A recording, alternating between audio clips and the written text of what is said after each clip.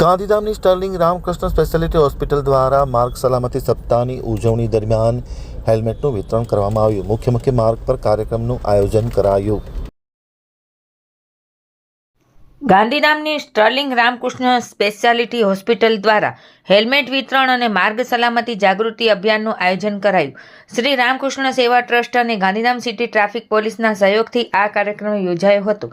સમાજના આરોગ્ય અને જાહેર સલામતી પ્રત્યેની પ્રતિબદ્ધતાને વધુ મજબૂત બનાવવા ગાંધીધામની સ્ટર્લિંગ રામકૃષ્ણ સ્પેશિયાલિટી હોસ્પિટલ દ્વારા રોટરી સર્કલ ગાંધીધામ ખાતે હેલ્મેટ વિતરણ અને માર્ગ સલામતી અંગે જાગૃતિ અભિયાનનું આયોજન કરવામાં આવ્યું હતું.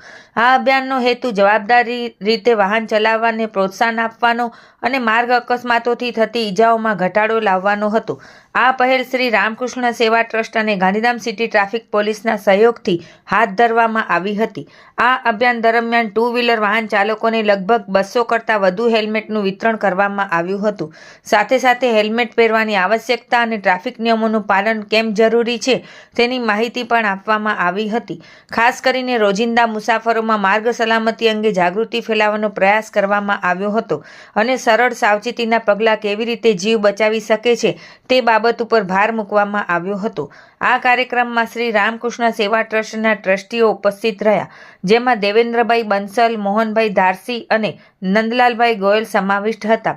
ગાંધીધામ સિટી ટ્રાફિક પોલીસના પીએસઆઈ ડીજે પ્રજાપતિ અને સમગ્ર સ્ટાફ હાજર રહ્યા હતા. તેમણે આ પહેલને સક્રિય સમર્થન આપ્યું હતું અને જાહેર જનતાને સુરક્ષિત માર્ગ વર્તન અંગે માર્ગદર્શન આપ્યું હતું.